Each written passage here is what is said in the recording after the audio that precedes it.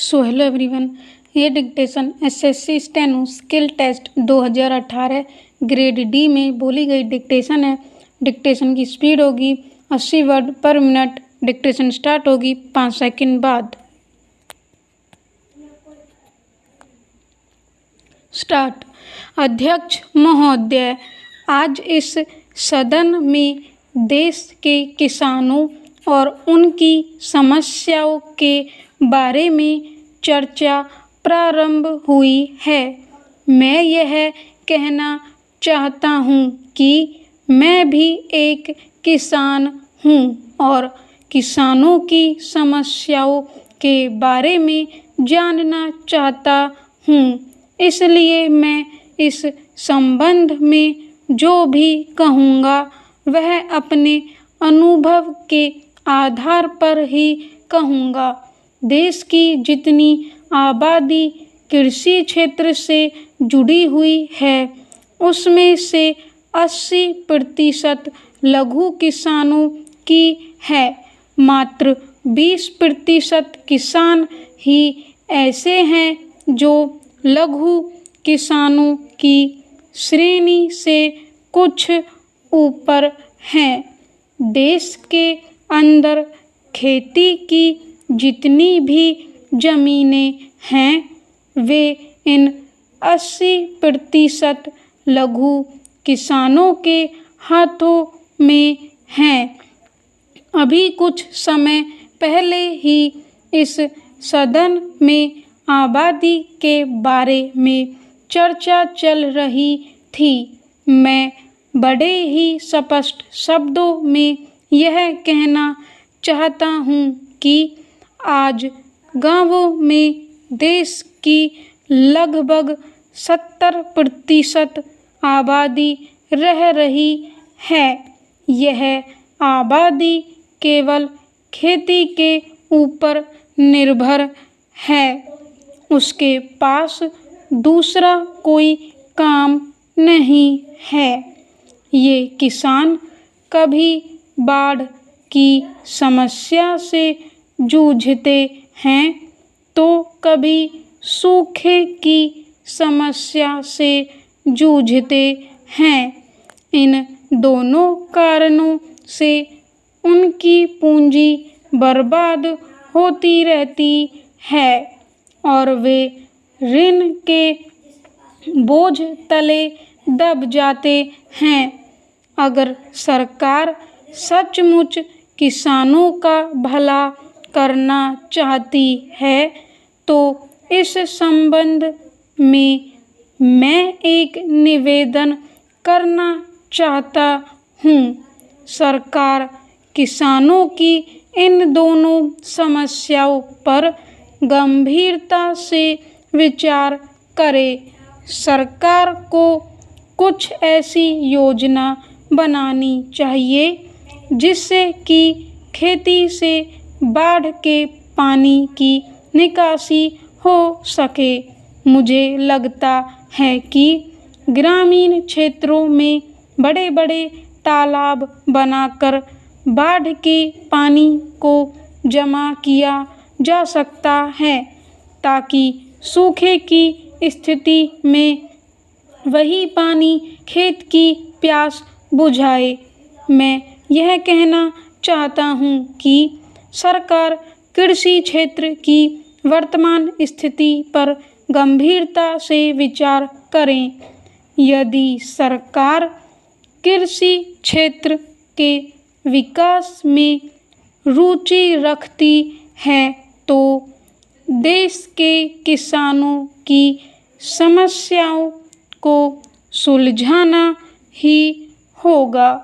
किसान इस देश की अर्थव्यवस्था की रीढ़ हैं, परंतु आज तक उनकी स्थिति सबसे बदतर बनी हुई है।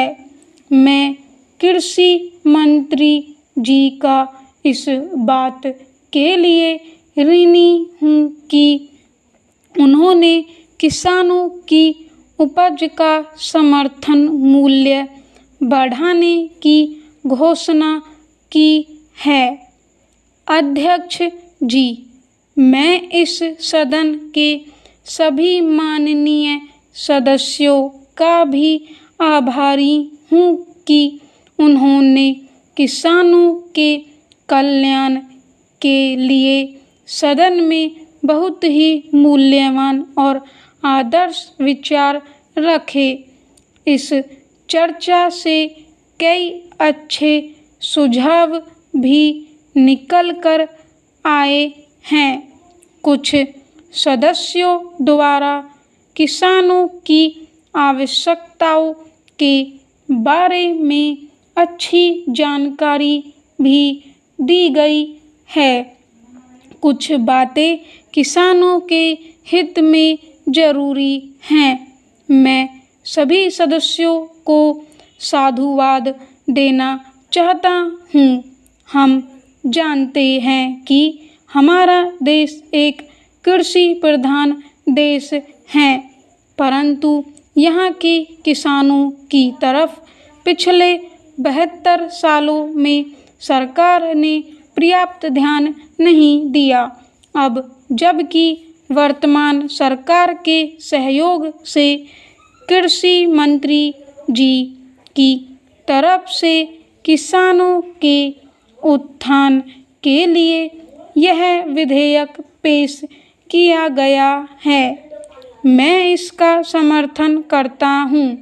मंत्री महोदय ने इस बिल को पेश करते समय देश के किसानों की बढ़ रही गंभीर समस्या की तरफ भी अपना ध्यान केंद्रित किया है।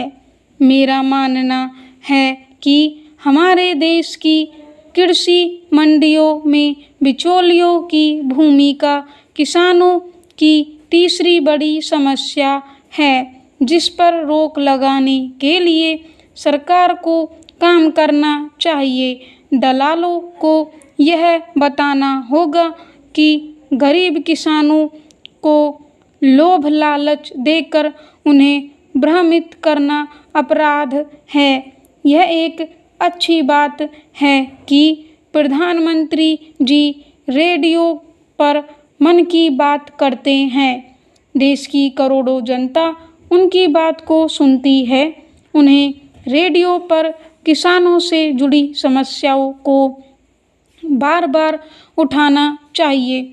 इसका उपयोग मात्र राजनीतिक उद्देश्य से नहीं होना चाहिए।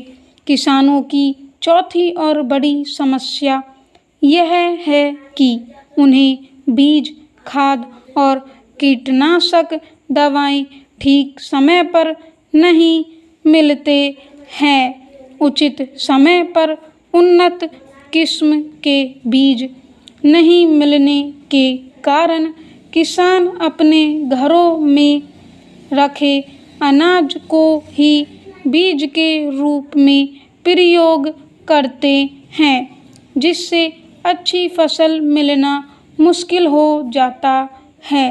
यदि वे किसी तरह बीज की व्यवस्था कर ले तो खाद के लिए जूझना पड़ता है, और यदि खाद की व्यवस्था हो गई तो अंत में कीटनाशक दवाओं के अभाव में अपनी सारी पूंजी गंवा बैठते हैं। अभी पिछले दिनों बिहार के नालंदा जिले में यही देखने को मिला। वहाँ के किसानों ने धान की उपज को बढ़ाने के लिए अपना सब कुछ दांव पर लगा दिया, और जब धान की फसल तैयार हुई तो वे कीट पतंगों से अपनी फसल की रक्षा नहीं कर पाए। कृषि विभाग के अधिकारियों की गैर जिम्मेदाराना रवैया के कारण उचित समय पर कीटनाशक उपलब्ध नहीं हो सके। मैं कृषि मंत्री जी से अनुरोध करता हूं कि वे दवा वितरण के लिए एक समग्र योजना तैयार करें। स्टॉप। डिक्टेशन की PDF आपको टेलीग्राम चैनल पे मिल जाएगी। टेलीग्राम चैनल का लिंक डिस्क्रिप्शन में दिया हुआ है।